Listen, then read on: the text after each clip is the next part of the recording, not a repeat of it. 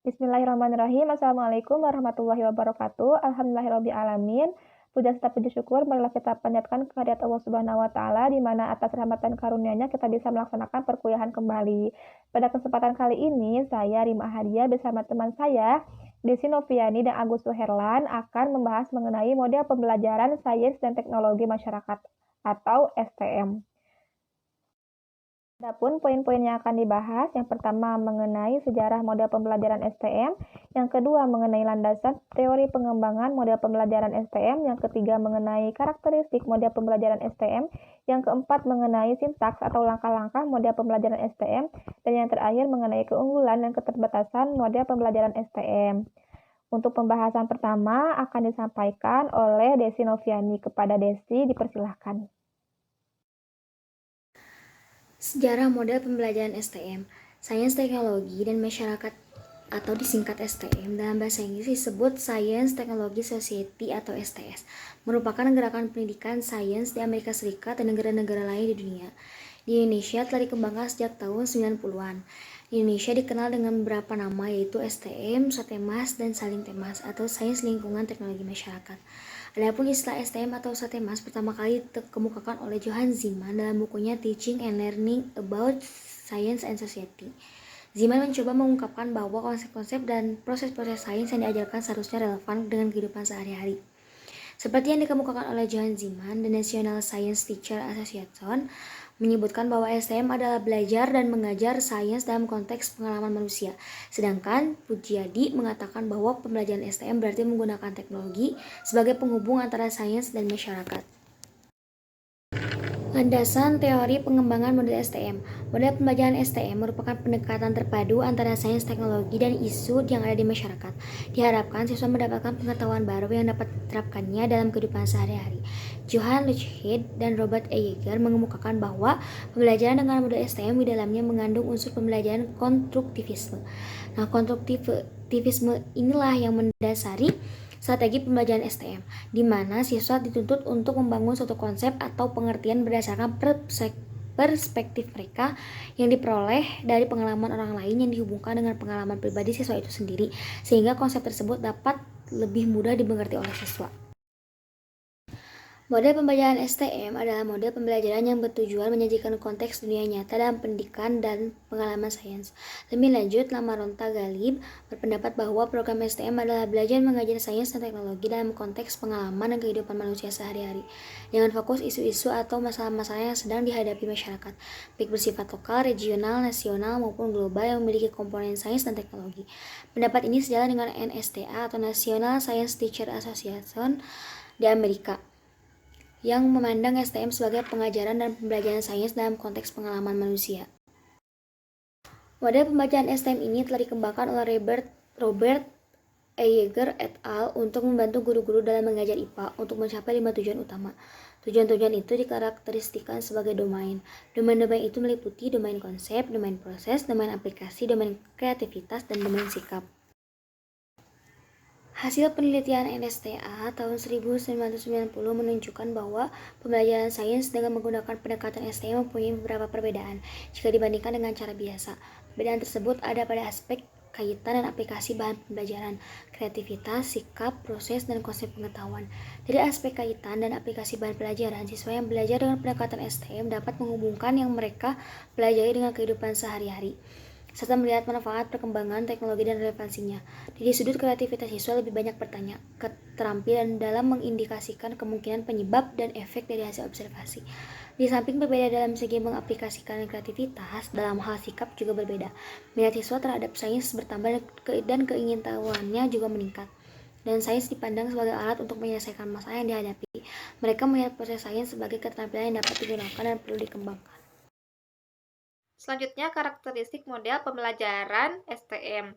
National Science Teacher Association atau NSTA pada tahun 1990 mengemukakan bahwa program STM ini memiliki karakteristik sebagai berikut. Yang pertama, siswa mengidentifikasi masalah-masalah dengan dampak dan keterkaitannya di lingkungan setempat. Yang kedua, menggunakan sumber daya setempat.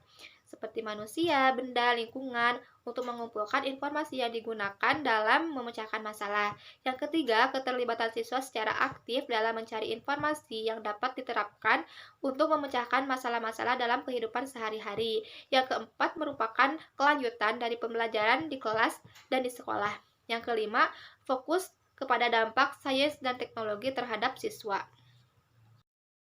Selanjutnya yang keenam, suatu pandangan bahwa isi sains tersebut lebih daripada konsep-konsep yang harus dikuasai siswa dalam tes. Yang ketujuh, penekanan pada keterampilan proses di mana siswa dapat menggunakannya dalam memecahkan masalah mereka. Dan kedelapan, penekanan pada kesadaran berkarir, khususnya pada karir yang berhubungan dengan sains dan teknologi. Yang kesembilan, kesempatan bagi siswa untuk berperan sebagai warga negara di mana ia mencoba untuk memecahkan yang telah diidentifikasi. Yang ke-10, mengidentifikasi bagaimana sains dan teknologi berdampak di masa depan. Dan yang terakhir, ke-11, kebebasan dalam proses pembelajaran sebagaimana masalah-masalah individu yang telah diidentifikasi. Selanjutnya, sintaks model pembelajaran STM. Jaeger tahun 1996 menggagas model pembelajaran STM ini dengan landasan konstruktivisme melalui 4 tahap pembelajaran. Yang pertama, invitasi atau invitation, yang kedua, eksplorasi atau exploration, yang ketiga, eksplanasi atau explanation, dan yang terakhir, aksi atau aplikasi atau action atau application. Yang pertama, tahap invitasi. Pada fase ini, guru mengajak siswa untuk mengungkapkan hal-hal yang ingin diketahui dari fenomena alam yang ada dan terkait dengan isu-isu sains di lingkungan sosial dalam kehidupan sehari-hari mereka. Siswa dibangkitkan untuk berani mengajukan pertanyaan-pertanyaan, lalu mencatat kejadian-kejadian sehari-hari yang tidak sejalan dengan sains. Dari semua itu, guru mengidentifikasi perbedaan-perbedaan persepsi dan ekspektasi siswa dan kemudian secara jeli memformulasikannya dalam suatu topik pembelajaran atau paling tidak mengaitkannya dengan pokok bahasan yang relevan yang terdapat dalam kurikulum sains. Yang kedua, tahap eksplorasi. Nah, pada fase ini, guru memfasilitasi siswa untuk melakukan aktivitas dalam rangka memecahkan masalah yang telah diformulasikan pada tahap sebelumnya, yaitu tahap invitasi. Nah, untuk itu siswa dibimbing dalam hal untuk memberikan pendapat, lalu mencari informasi, bereksperimen, mengobservasi, mengumpulkan, dan menganalisis data hingga merumuskan kesimpulan. Dalam hal ini, guru dituntut untuk terampil menciptakan kegiatan saintis yang layak dengan tingkat perkembangan intelektual siswa. Selanjutnya yang ketiga yaitu tahap eksplanasi. Nah, pada fase ini peran guru agak berbeda dengan peranan yang sebelumnya pada dua fase yang tadi, invitasi dan eksplorasi. Nah, pada fase ini peran guru lebih dominan. Guru mengelaborasi hasil kegiatan siswa pada fase invitasi dan eksplorasi.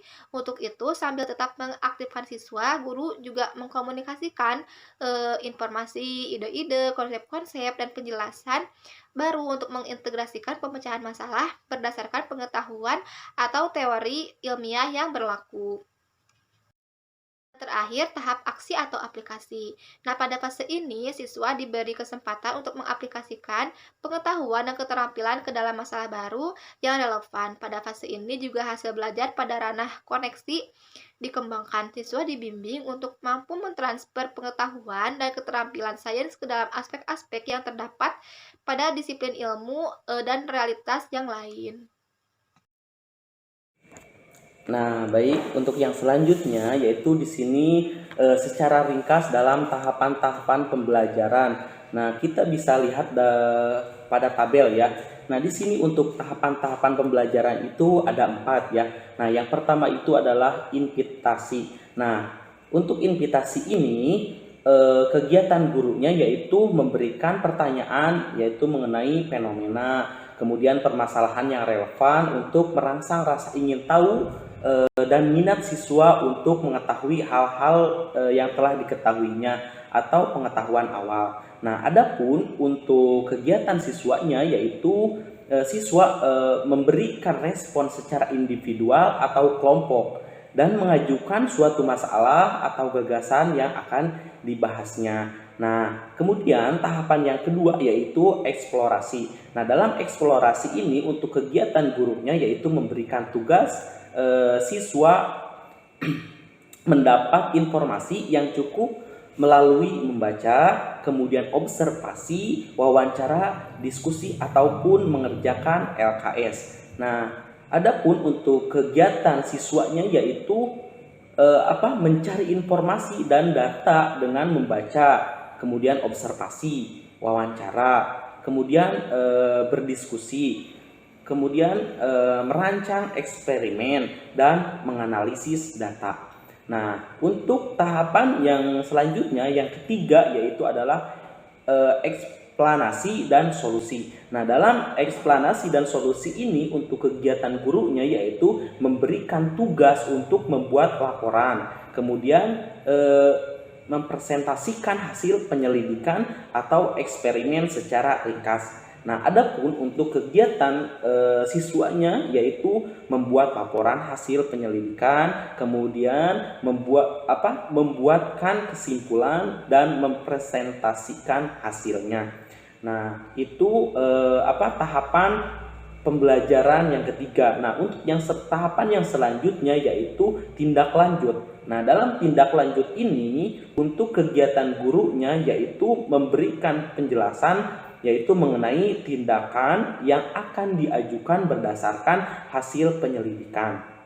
Nah, adapun untuk kegiatan siswanya yaitu memberikan solusi pemecahan masalah atau membuat keputusan dan memberikan sebuah ide. Nah, itu adalah tahapan-tahapan secara ringkas ya. Nah, baik, untuk slide yang selanjutnya yaitu keunggulan model pembelajaran STM. Nah, dalam model pembelajaran STM ini untuk keunggulannya yang pertama yaitu membuat pengajaran sains itu lebih bermakna karena langsung berkaitan dengan permasalahan yang muncul dalam kehidupan sehari-hari gitu ya.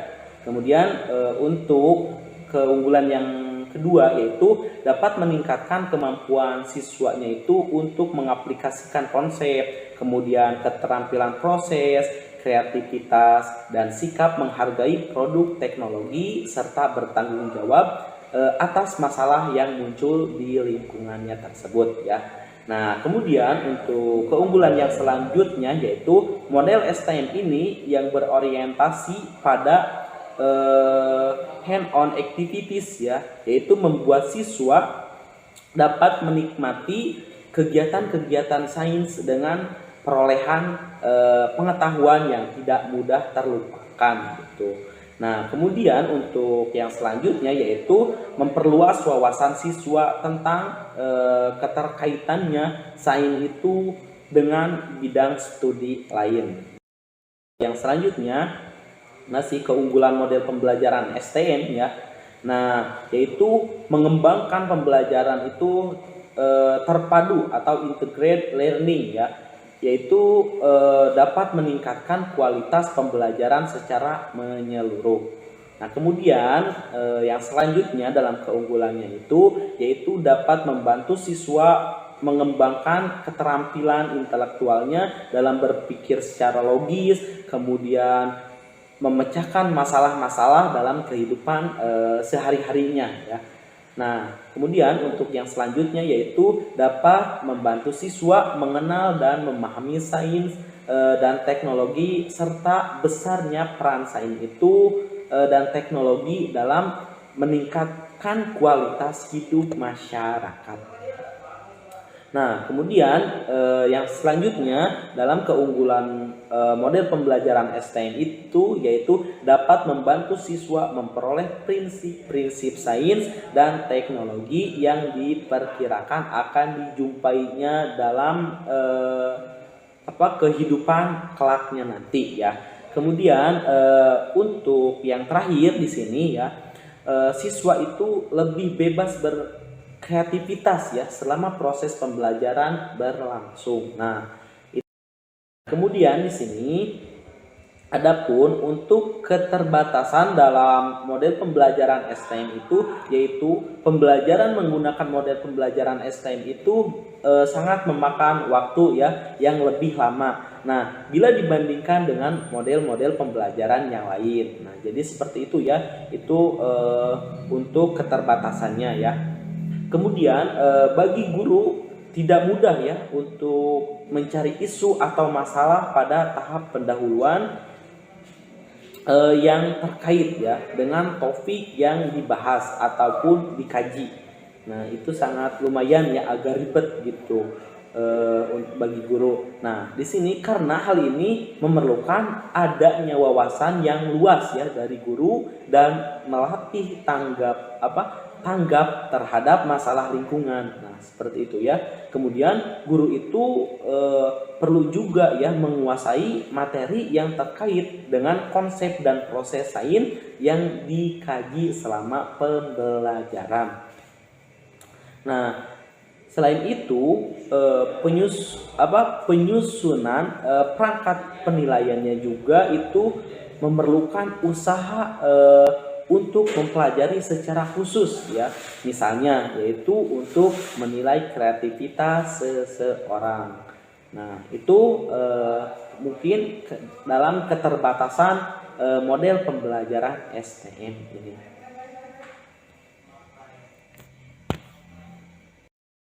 Mungkin cukup sekian yang bisa kami sampaikan. Mohon maaf apabila masih terdapat kekurangan atau kesalahan. Terima kasih banyak.